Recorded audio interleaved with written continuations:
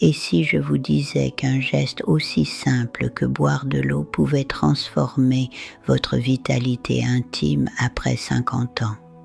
Beaucoup d'hommes cherchent des solutions complexes, coûteuses ou risquées, alors que l'un des leviers les plus puissants reste souvent ignoré. La qualité de l'érection dépend directement de la circulation sanguine, de l'équilibre hormonal et du bon fonctionnement des nerfs. Or, l'hydratation influence précisément ces trois piliers fondamentaux. Un urologue vous le confirmera. Un organisme déshydraté fonctionne au ralenti, y compris au niveau sexuel. Après 50 ans, le corps devient plus sensible au déséquilibre hydrique. La sensation de soif diminue, mais les besoins restent présents. Comprendre comment boire correctement peut donc faire toute la différence. Avec l'âge, les vaisseaux sanguins perdent progressivement en élasticité, ce qui peut ralentir l'afflux de sang vers les corps caverneux du pénis. Cette diminution de perfusion est l'une des causes majeures des troubles érectiles. Lorsque le sang est plus visqueux parce que l'on ne boit pas suffisamment, la circulation devient moins fluide. Le cœur doit fournir davantage d'efforts pour propulser le sang. Résultat, la rigidité et la durée de l'érection peuvent être impactées. Pourtant, peu d'hommes font le lien entre hydratation et performance intime. L'eau agit comme un facilitateur physiologique. Elle soutient la pression sanguine et optimise l'oxygénation des tissus. Je me présente, je me nomme Marie Dubois, avec plus de 50 ans de service auprès des seniors et j'ai accompagné des milliers d'hommes et de femmes confrontés aux défis du vieillissement. Au fil des années, j'ai observé que les solutions les plus simples sont souvent les plus efficaces lorsqu'elles sont bien comprises. L'intimité après 50 ans ne doit pas être un sujet tabou ni une fatalité. Elle mérite une approche globale, scientifique et respectueuse du corps. L'expérience m'a appris que l'écoute du corps et les habitudes quotidiennes sont déterminantes.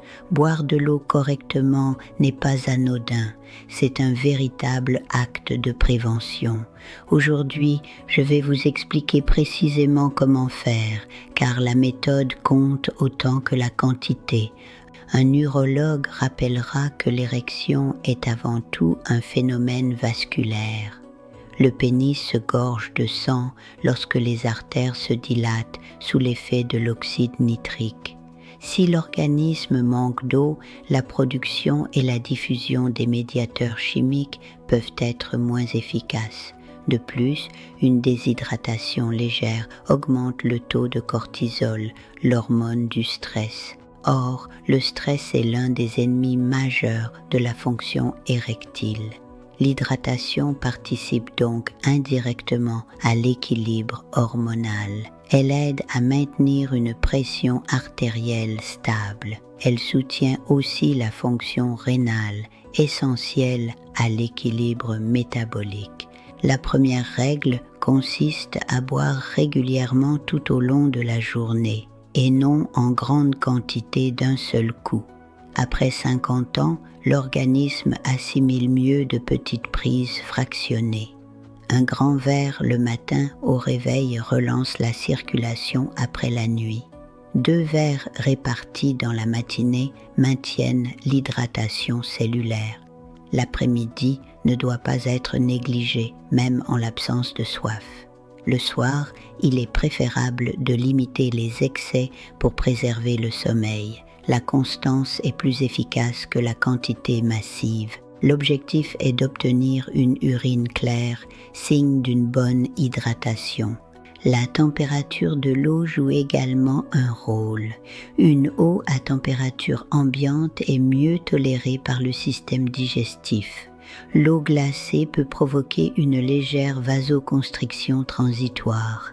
À l'inverse, une eau trop chaude peut accélérer le transit sans bénéfice particulier.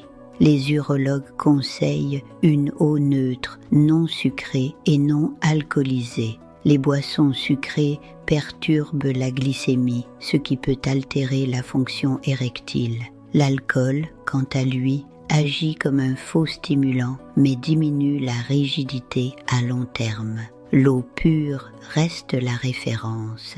Un autre point essentiel concerne la qualité de l'eau. Une eau trop chargée en sodium peut influencer la tension artérielle. Après 50 ans, de nombreux hommes sont traités pour hypertension. Choisir une eau faiblement minéralisée peut être judicieux.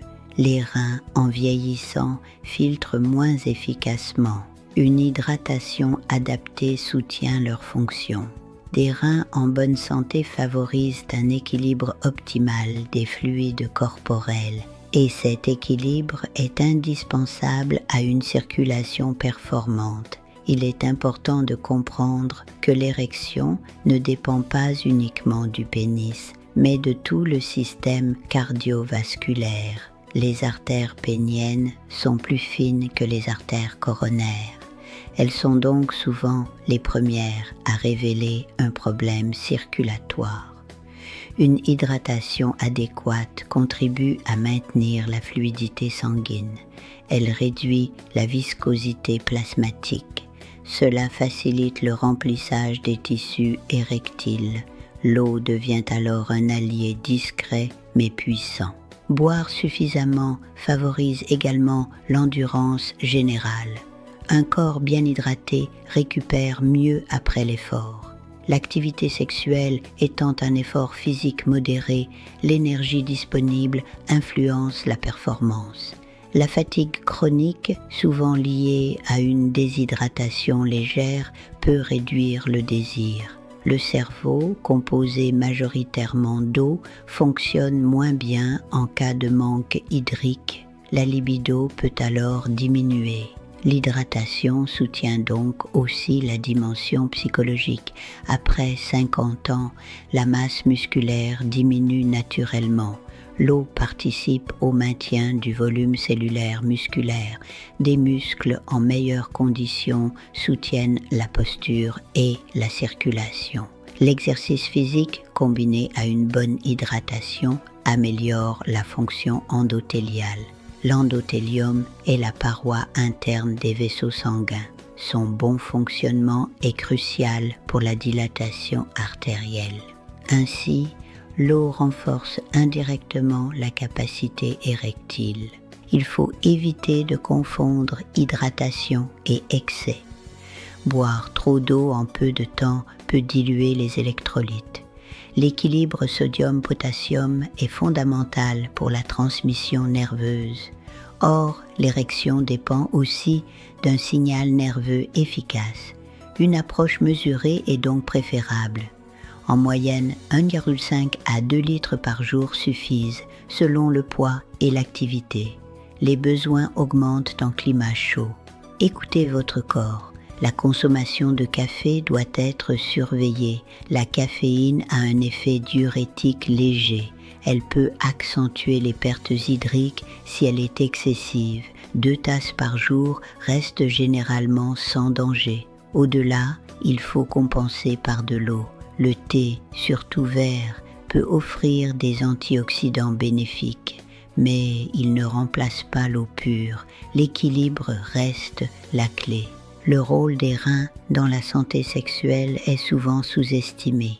Ils régulent la pression artérielle via le système rénine-angiotensine. Une bonne hydratation facilite leur travail. Des reins fonctionnels soutiennent une tension stable. Une tension équilibrée améliore la perfusion pénienne. C'est un mécanisme indirect mais essentiel. Négliger l'eau, c'est fragiliser ce système. Certains hommes ressentent des érections matinales plus faibles avec l'âge. Cela peut être un signal précoce de problèmes vasculaires. Avant de penser aux médicaments, il faut optimiser les bases. L'hydratation en fait partie. Elle ne remplace pas un traitement si nécessaire, mais elle renforce l'efficacité des autres mesures. Elle prépare le terrain physiologique. Le stress chronique réduit la production d'oxyde nitrique. Une légère déshydratation augmente le stress biologique. Boire régulièrement aide à stabiliser l'organisme. Le sommeil s'améliore lorsque l'équilibre hydrique est correct. Un sommeil réparateur favorise la production de testostérone.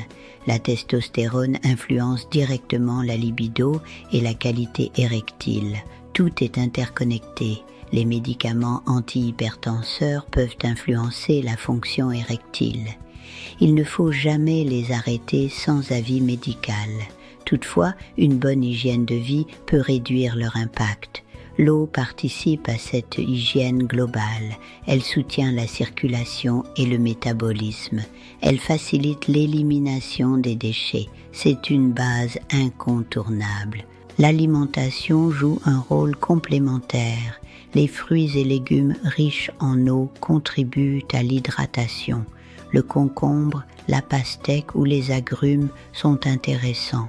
Ils apportent aussi des antioxydants. Ces composés protègent les vaisseaux sanguins. Une meilleure santé vasculaire soutient l'érection. L'eau reste cependant la source principale.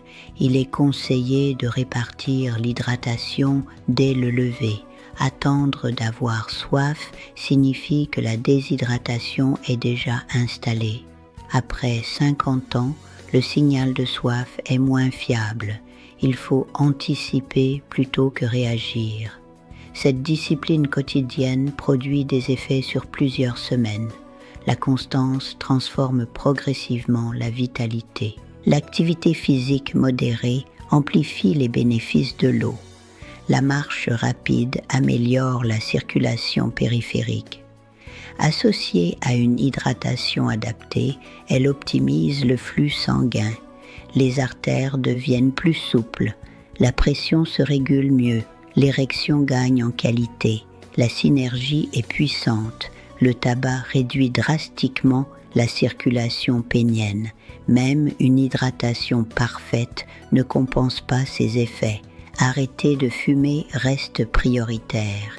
L'eau aide à éliminer certaines toxines. Elle soutient le processus de récupération vasculaire. Chaque effort compte. Les troubles érectiles peuvent être un signal d'alerte cardiovasculaire. Il est essentiel de consulter un professionnel de santé. Un bilan sanguin peut révéler un diabète ou une dyslipidémie. L'eau n'est pas un remède miracle, elle est un levier parmi d'autres, mais c'est un levier accessible à tous. La glycémie élevée altère les nerfs et les vaisseaux. Une hydratation correcte aide à réguler le métabolisme. Elle facilite l'élimination du glucose en excès. Cela soutient la santé vasculaire. La prévention commence par des gestes simples. L'eau en fait partie. Les hommes actifs sexuellement après 50 ans peuvent conserver une excellente qualité de vie intime. L'âge n'est pas une condamnation. Le corps répond lorsqu'il est soutenu. L'hydratation est un fondement souvent négligé. Elle mérite votre attention quotidienne. Les résultats peuvent surprendre. Il est préférable d'éviter les boissons énergétiques. Elles contiennent souvent sucre et stimulants. Ces substances perturbent le système cardiovasculaire. L'effet est temporaire et trompeur. L'eau, elle, agit en profondeur. Elle soutient sans agresser. Le rôle du magnésium et du potassium est important. Une alimentation équilibrée complète l'hydratation. Les électrolytes maintiennent la transmission nerveuse. Un signal nerveux efficace est indispensable à l'érection. L'eau facilite leur distribution. L'équilibre global est essentiel. La posture et la sédentarité influencent aussi la circulation pelvienne. Rester assis trop longtemps comprime les vaisseaux. Se lever régulièrement stimule le flux sanguin. Boire de l'eau incite naturellement à se déplacer. Ce simple fait améliore la dynamique circulatoire. Le corps aime le mouvement. Une respiration profonde améliore l'oxygénation. L'eau transporte l'oxygène via le sang. Une meilleure oxygénation renforce la vitalité. L'érection nécessite des tissus bien irrigués et oxygénés. Chaque paramètre compte. Rien n'est isolé. Les hommes qui dorment mal présentent souvent une baisse de testostérone. Une hydratation équilibrée évite les réveils liés à la soif. Le sommeil profond est préservé. La récupération hormonale est optimisée. La libido peut s'améliorer progressivement. Il est utile de tenir un petit suivi personnel. Notez votre consommation d'eau pendant une semaine. Observez les changements dans votre énergie. Évaluez votre qualité érectile sans pression.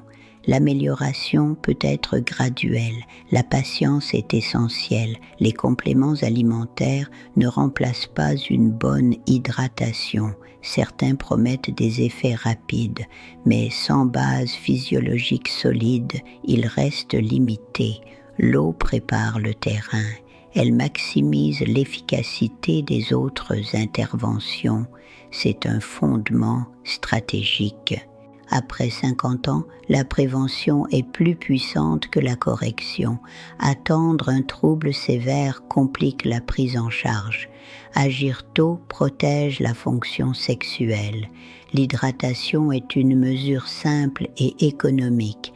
Elle est à la portée de tous. Il ne faut pas avoir honte de parler de ces sujets. La santé intime fait partie de la santé globale. Les urologues sont formés pour accompagner sans jugement. Un dialogue ouvert permet un traitement adapté. L'eau complète cette approche médicale. Souvenez-vous que chaque cellule de votre corps dépend de l'eau.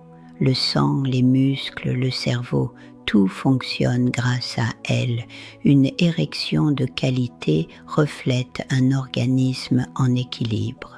Prendre soin de son hydratation, c'est prendre soin de sa masculinité. C'est un acte de responsabilité. Les résultats ne sont pas toujours immédiats, mais en quelques semaines, certains hommes constatent une meilleure rigidité. D'autres observent une endurance accrue. L'amélioration globale de la vitalité est souvent le premier signe. Le corps récompense la constance. Si ces conseils vous ont éclairé et que vous souhaitez continuer à recevoir des recommandations pertinentes, précises et adaptées aux seniors, restez avec nous. Votre santé intime mérite attention et respect.